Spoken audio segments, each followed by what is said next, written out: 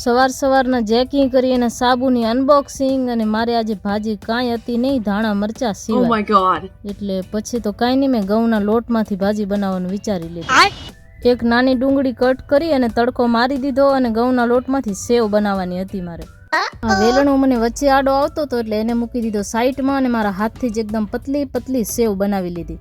આ સેવ ડુંગળીની ભાજી મને તો બહુ જ ગમે. તમે હજી સુધી ન બનાવી હોય તો ક્યારેક ટ્રાય કરજો.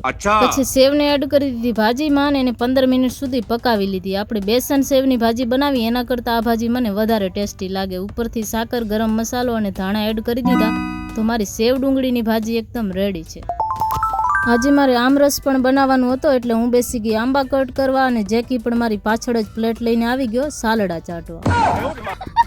એક આંબાની છાલ તો મેં ઉતારી લીધી પણ પછી મને યાદ આવ્યો કે આંબાને આ રીતે કેમેરામાં બતાવવાનું હોય એટલે પછી તો મેં બીજા આંબાને બતાવી દીધો.